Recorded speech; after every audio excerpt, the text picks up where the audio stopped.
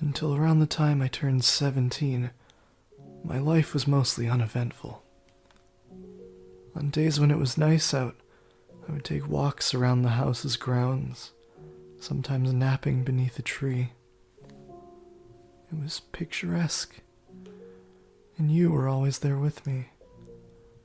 You have the same flax-colored hair as me, but yours always seemed to glisten in the sun, whereas mine is flat and dull. Well, it's not the same color, is it? You shone like a tiny little dancing sun.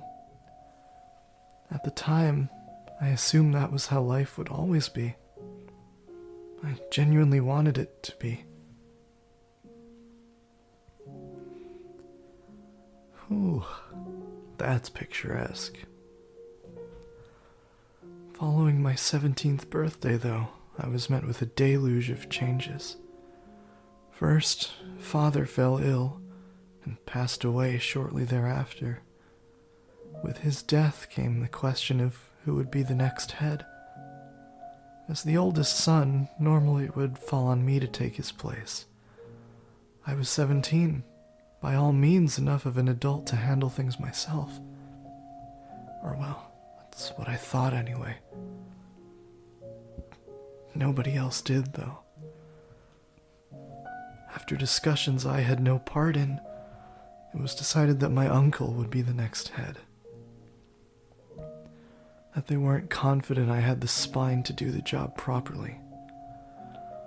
I wasn't sure what to think. Part of me wanted to know why nobody bothered talking to me, and part of me was relieved.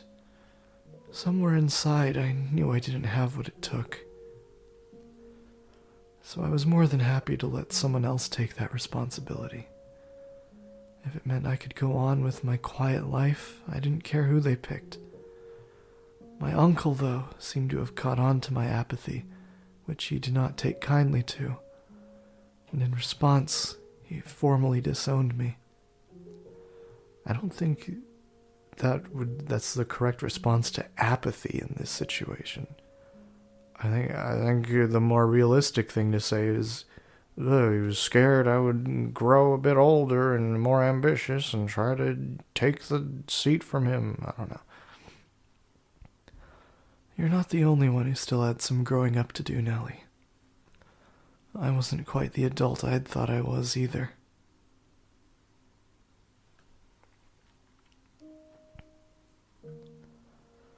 So many good new backgrounds in this chapter, man. Fortunately, if you want to call it fortune, I was given enough money to live on for a decent length of time, as well as a place to stay. It was a small house, far from home, his way of making it hard for me to come back.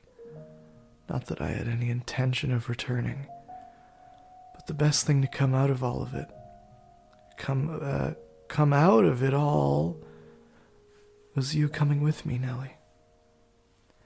So this is our new home, dearest Mel. Yep, so it is. It's amazing how little it is here. Oh, my God. It's amazing how little there is. No big yard, no paintings, no vases filled with colorful flowers. What is wrong with me? No big yard, no paintings, no vases filled with colorful flowers, no silver bowls full of fresh-picked fruit. But there is you and me. You're not going to say you want to return home in a couple of months when you realize life isn't as luxurious here as it was back there, are you? There's only one thing in the whole wide world I really need. Oh? Honestly, I can live without shiny shoes and pretty dresses like Mother wears. I don't need composers to come and write me songs for my birthday. As long as I have the one thing that matters most to me, I can do without anything else. Are you saying... I'm as happy as I've ever been. I don't need all that fancy, expensive stuff. We may not have a huge yard, but the sun shines everywhere. Flowers can grow even without a gardener tending to them.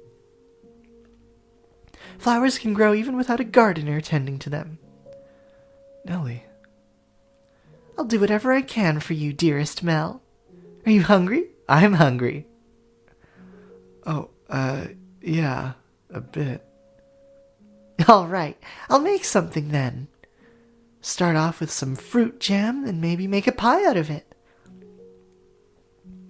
What else sounds good? I'm craving cookies. You've got quite the sweet tooth. I don't think cookies were invented in this time. You're going to make yourself sick like that.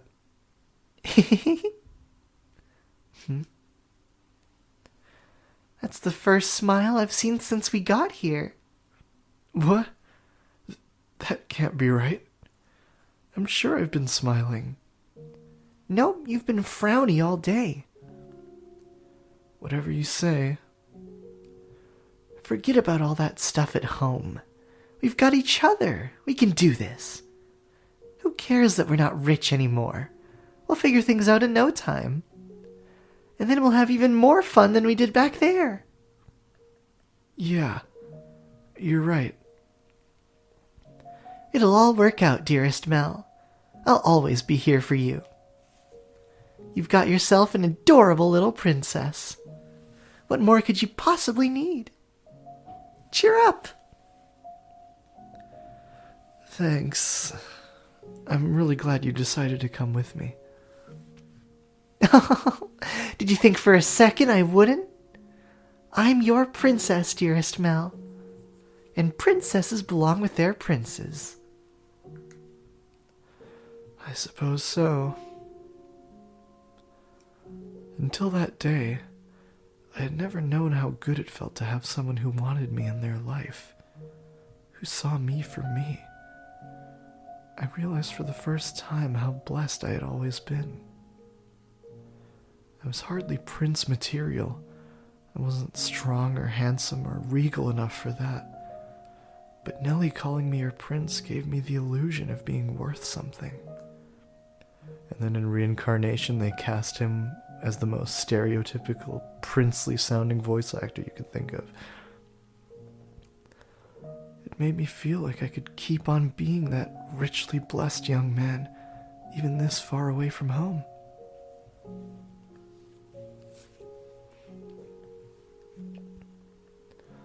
While I had been given some money, my supply was far from infinite. I knew I would eventually have to find some kind of work, some way to support myself and Nellie. But to be quite honest, I couldn't gather the motivation to do much of anything.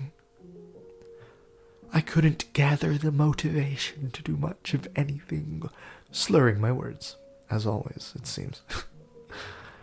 My whole life had changed so abruptly, so dramatically, that my mind just wasn't able to keep up. It had knocked me on my backside, and I didn't have the strength to get back up. I couldn't tell Nellie that, of course, oh my god.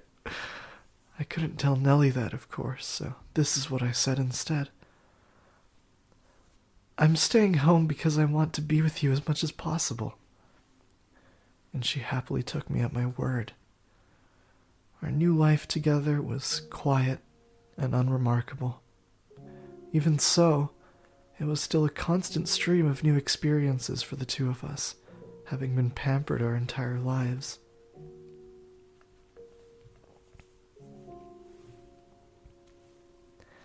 Welcome home, dearest Mel. What did you buy today? I got a chicken. Wow, I've never seen one so up close before. Are we going to keep it as a pet?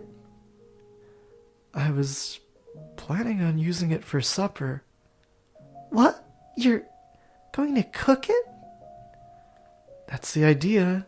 You like chicken, though, don't you? Steamed especially, if I remember right. Yes, but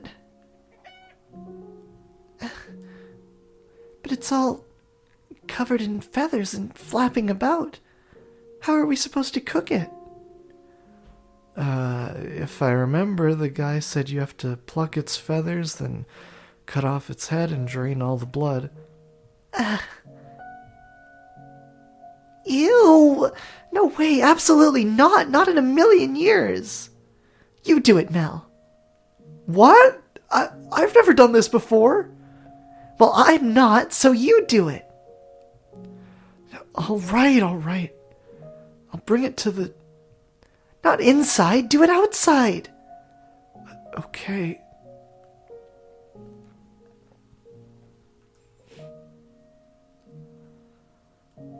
I've never had to slaughter a chicken before. The chefs back home always took care of it. God, I hope I don't screw this up. Well, I'm not going to accomplish anything if I just sit here worrying. Just gotta give it my best shot. Oh, please don't put up a fight. I can't watch. On the count of 3, okay? The count of 3. 1, 2, 3. Ah! Ah! Wait! Come back! It's gone.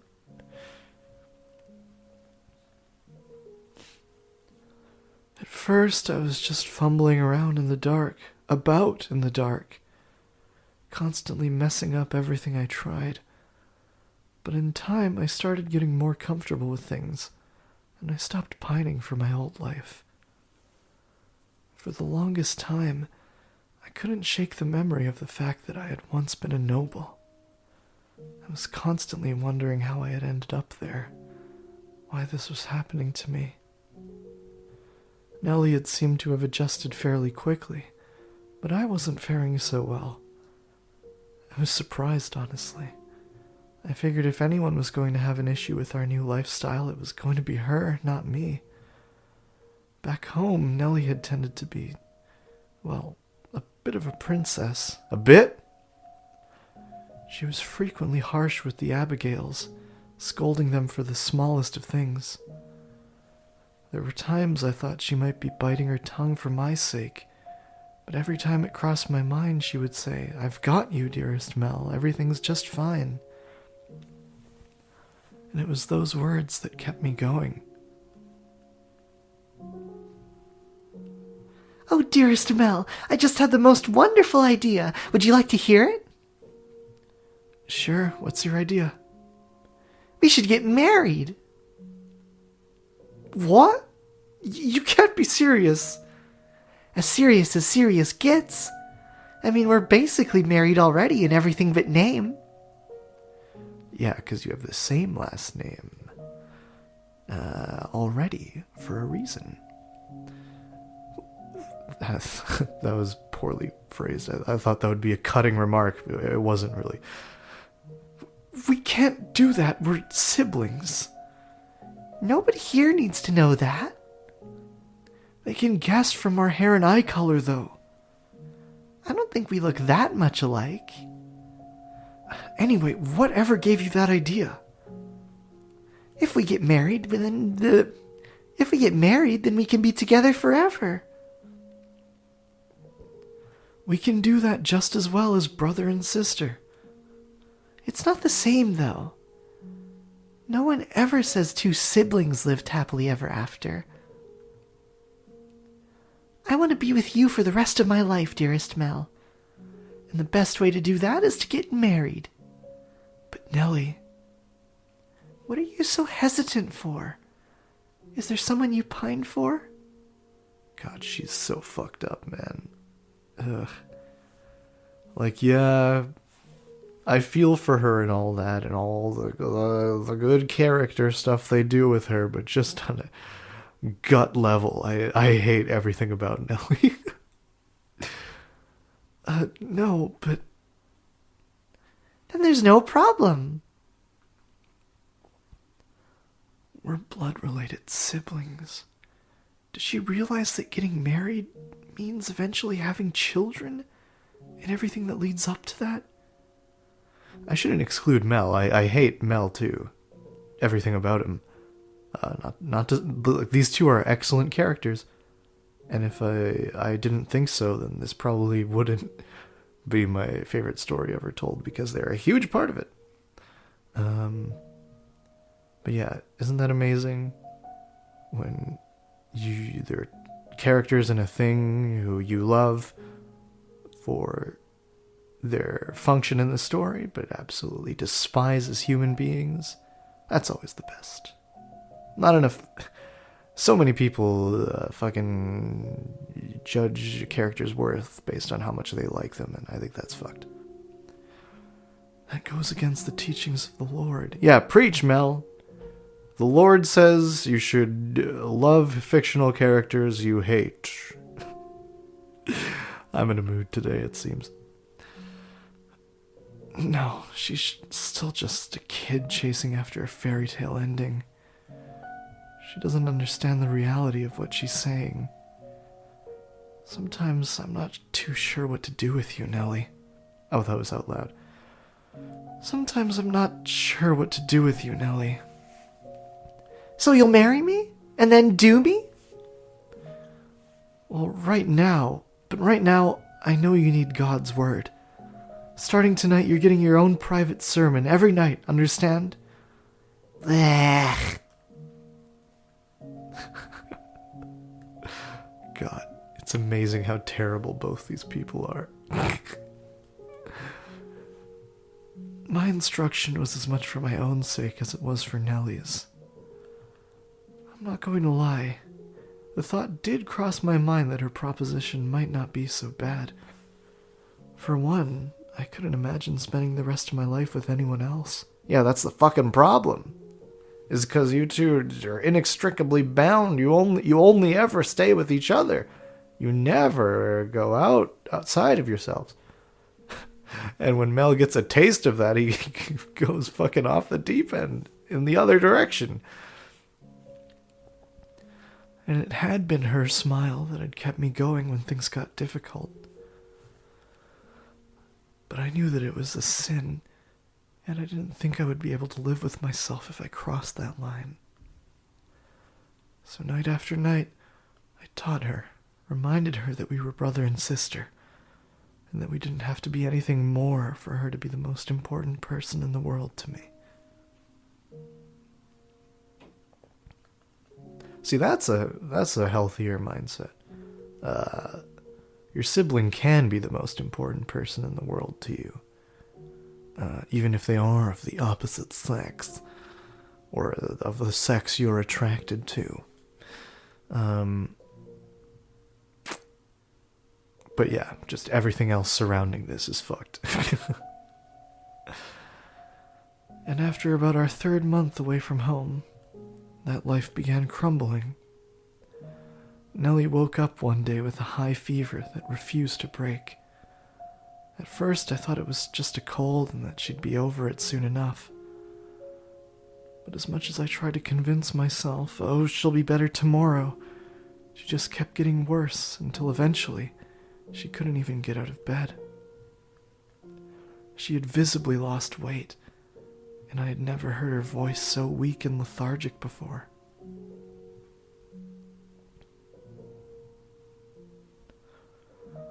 Is there anything you'd like me to get you, Nellie?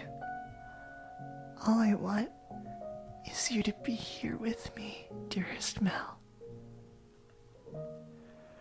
You really should eat something. I'll make something you like. How about a nice, expensive chicken? The last one got away, but I won't let that happen this time. I'm not really in the mood for anything too heavy.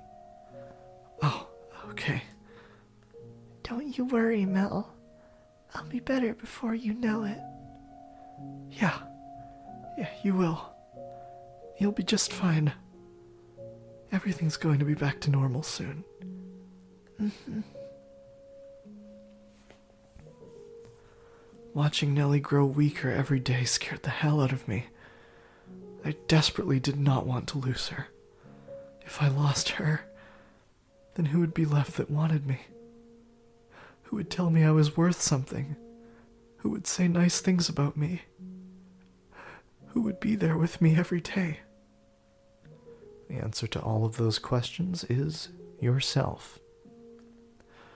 Just when I had started to feel optimistic about this new life, started to feel comfortable in it, it was looking like it might fall apart again.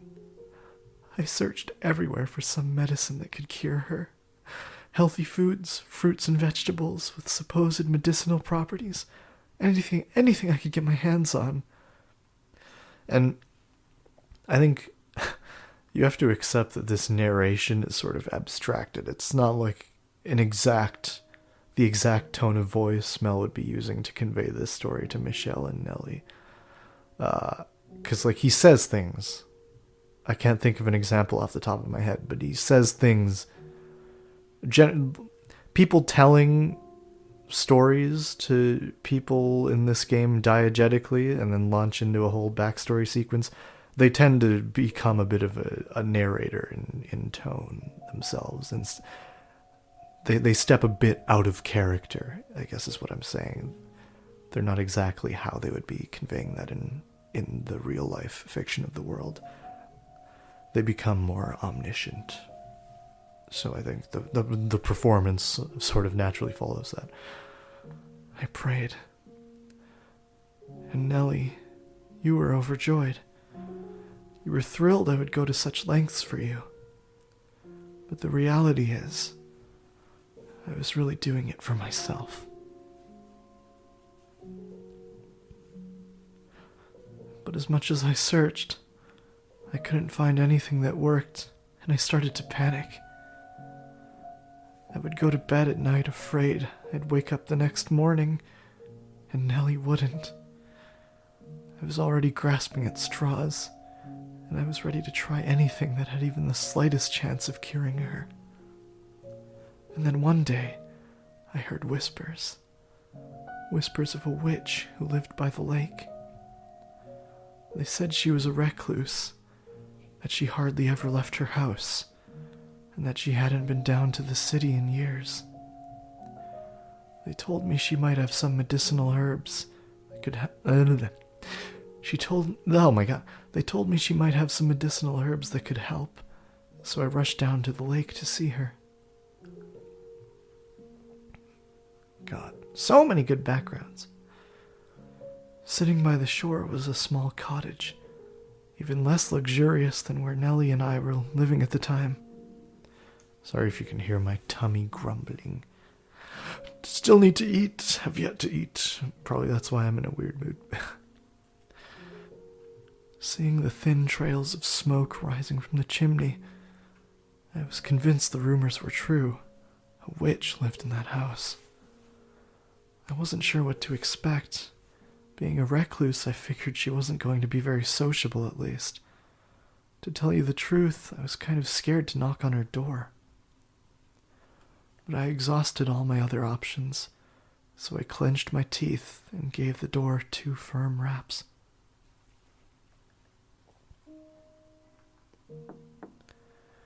Shigadoo. Who's there? The sound of her voice caught me off guard, and all I could do was stare at the door with a knot in my throat. Based on the information I had, I assumed I was going to find a wrinkly old woman. I was about to say wrinkled, but it turned out to be wrinkly. Wrinkly Kong. But that was the voice of a young girl. And even though she'd only said 2 words, there was something indescribably enchanting about that voice. I could listen to her talk for hours on end in some kind of strange hypnotic trance. It was almost like magic, for lack of a better word. Mel would love ASMR in the modern age. I stood there, dumbfounded, like my soul had been sucked from my body. Who's there? She repeated her question, which brought me back to reality, though I still had to fight to maintain my wits enough to respond coherently.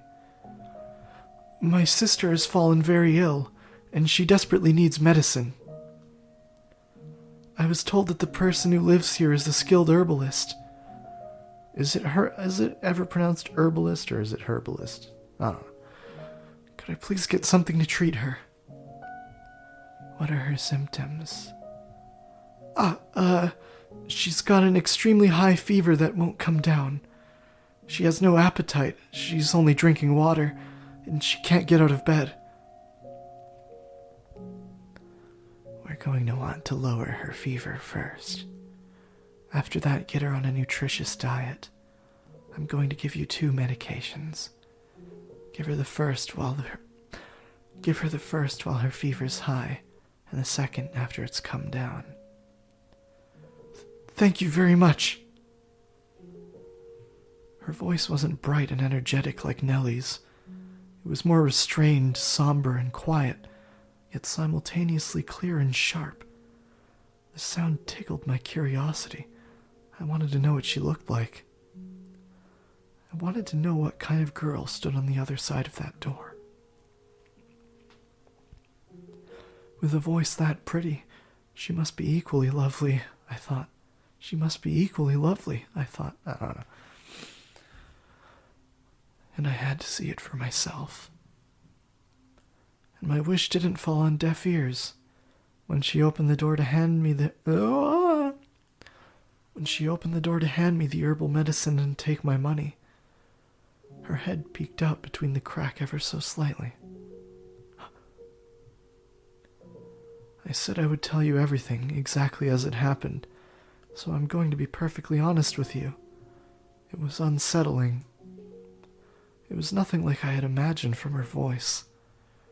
Her skin had, I guess, fallen off or something, because you could see the raw red flesh beneath.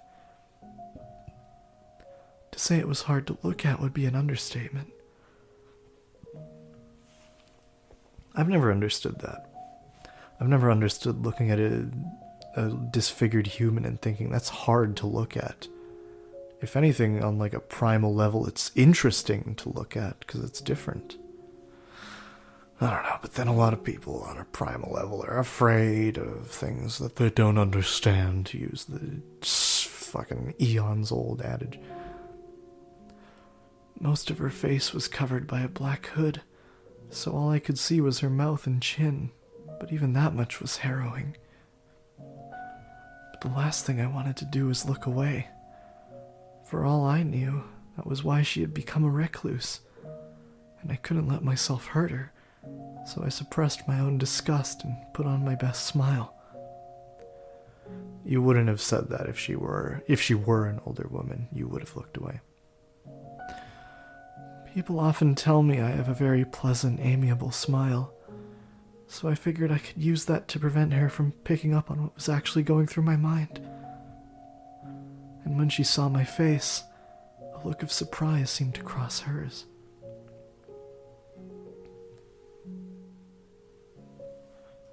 The witch's herbs did indeed seem to help some. Going to visit her was better than talking to any of the local doctors.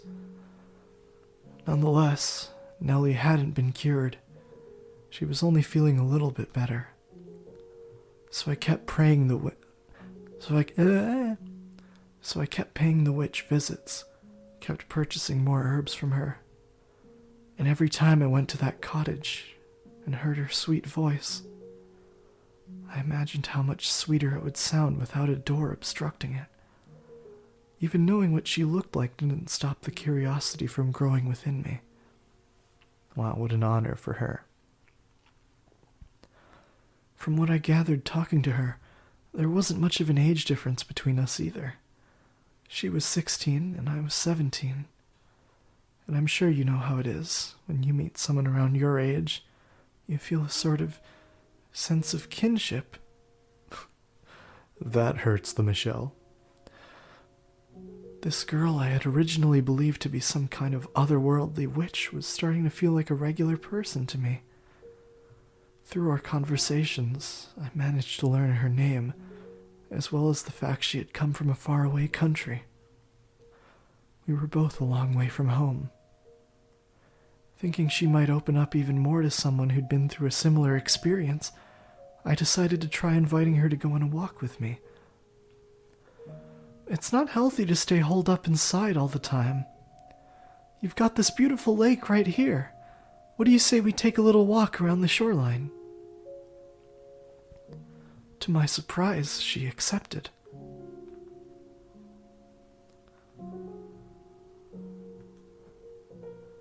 Great weather, isn't it? I love the way the sun reflects off the surface of the lake. It's gorgeous. Let me wait for her to be highlighted. Yes, there, good. Are you okay? I'm in disbelief, to tell you the truth. Huh? What for? You've seen my face. You know how hideous I am. And still you invited me on a walk. You're a very peculiar person. Oh. You're a very peculiar person. Is it really that strange? I mean, we're almost the same age, so I figured we might make pretty good friends. You want to make friends? With me? Well, sure, we've been through a lot of the same things, so we can understand each other better than most. Understand each other? Yeah, we're both young. We're both young, but we've been through some rough times. I'm going to be blunt with you. You have not been through anything like I have. What? No? If you had experienced the things I have, you wouldn't be smiling right now. I haven't known you long, but I don't need to have in order to know how unequivocally dissimilar we are. That we are cut from a very different cloth. Well, yeah, we're people, so we're not made of cloth, so... That's not what that means, you know. Oh. I'm sorry. I didn't mean to be so harsh. In fact, I would say you're much better off... not being in my position. It sounds like you've been through a lot. If you don't mind me asking, what happened to you? I'd be happy to lend an ear. It might make you feel better to get it off your chest. Oh, Mel. First time interaction with a woman, I see. Other than your sister, of course. And that is what's so different about us. Huh? I will not tell you about myself, no. That said, I do appreciate the concern. Thank you. Sure, you're welcome. She's not very open with people, huh? Oh, I guess that's only to be expected. She hasn't spent much time around other people, looking the way she does. I wonder if there's anything I can do for her. At least get her to show a little bit of emotion. Say, if it's not too much to ask, you think we could maybe do this again sometime? Don't expect me to lower my prices. I'm not trying to squeeze a better deal out of you. I just want to get to know you better. Nothing more to it. No ulterior motives, promise. Did you forget I've already said I won't be telling you about myself? Alright, then it doesn't have to be about you. We can talk about anything, whatever you want. Do you have a favorite food? Any hobbies? Nothing in particular. Well, that was a fruitful conversation. Okay, crap. I have no interests or tastes worth mentioning, so if you want to talk, I suppose that leaves you to be the subject. Me? Tell me about yourself. My life's not all that exciting. Anything I had to tell you would probably just bore you. Anything I had to tell you would probably just bore you. I'm not looking for excitement. Oh, okay. Well, alright then. I guess I can tell you about myself.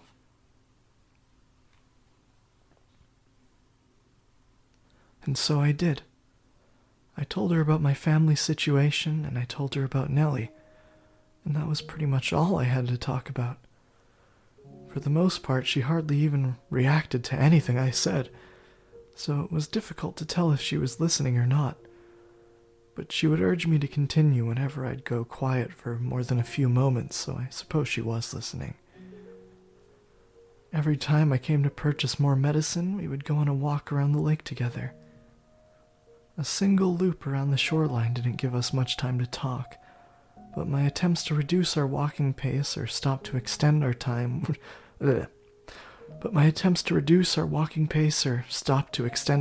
together were flatly ignored. And she refused to go around more than once, claiming it would disturb her daily rhythm. That said, she never refused an invitation either, so I don't think she particularly disliked me. Yet, anyway. Oh, a robin. What does a robin have to do with your sister? Nothing, I just saw one over there. If you listen, you can hear it singing. They migrate somewhere warmer when it gets cold. They just fly off to someplace more comfortable. Oh. God damn it, 2 M names. At a glance, they're very different in length and appearance, but I'm dumb. They migrate somewhere warmer when it gets cold. They just fly off to someplace more comfortable. If I had wings like a bird, maybe I could be free too. There's not a single creature living in this world that is free. What? Birds regularly get shot down by hunters or preyed on by larger birds. The idea that they are free is nothing more than man's short-sighted delusion. Sorry, I guess. No, I should be apologizing. I wasn't trying to attack you. I simply lack the ability to properly emphasize. I simply lack the ability to properly Oh my god. I simply lack the ability to properly empathize with others. And I lack the ability to properly say the word empathize. I do not understand people. So please, if I say anything that upsets you or makes you uncomfortable, don't assume that was my intention. Sure. Maybe you're hiding it, or maybe you just don't know it yet, but I think you've got more empathy than you're letting on. Surely you can't say nothing affects you at all. You are human. So you don't have to be so closed off. I might not be able to do much for you, but I do want to get to know you better. I want to understand you. So if you ever feel like talking about yourself, just know you've got an eager pair of ears here. Okay? If there was ever someone who could understand me, who could empathize with me, they would not be human. God, so good. So good. It just hits so deep, man. When she believed Michelle was above those humans. Oh, I love this game, man. There's no story better. Show it to me. Show me a better story, and I'll kiss you on the cheek. What do you mean? That you would need to be far removed from any idea of humanity. That you would need to be far removed from any idea of humanity to have a chance at understanding me. Regardless, I do appreciate your kind words. Sure. So, out of curiosity, do you have anyone, really important to you in your life?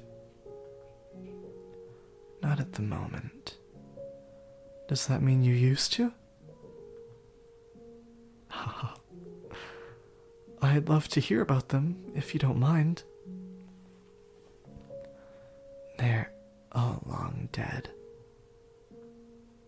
4 years ago, something unpleasant occurred, and as a result of that, I was forced to part way with the people who taught me that humans have the capability for kindness. So many layers to that. It tells Mel, even if only subconsciously, that before this horrible event, even more horrible things happened to her. Oh, I'm sorry. Well then, if your sister's condition worsens again, come see me. Farewell. Hey, maybe we could walk a little slower next time, so we have more time to talk. I want to get to know you better. Tummy rumbling. I'm hungry. I'll consider it. Does it really require that much thought? So long. Bye. See you soon. Sayonara. Things continued on like that for a while. Nellie bounced back and forth between getting better and getting worse. Emotionally, I followed not far behind, getting very little in the way of peace of mind.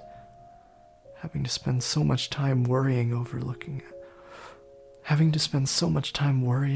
and looking after Nellie was starting to wear me out, even though I knew good and well she had it much worse than me. I wanted to be done with it all. I wanted to be free. I wanted her to get better as soon as possible, so I could stop agonizing over her. So at some point, I started wishing for a miracle. I didn't care if it came from God, an angel, or something less holy. I just wanted someone to cure Nellie and take the weight off my shoulders. And during one of our walks, I let that slip. I'll take anything at this point to make her better. I'll even take a miracle if I can get one. I assumed she would, as she had a tendency to do, say that people who believed in miracles were delusional. She was, in my mind, very much a realist, which is why her response surprised me so much.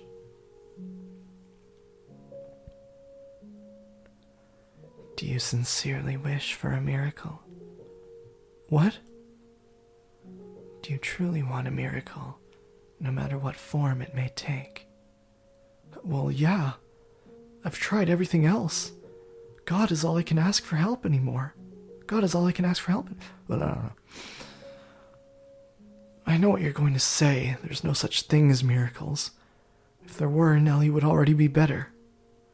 I've prayed every single night for her recovery.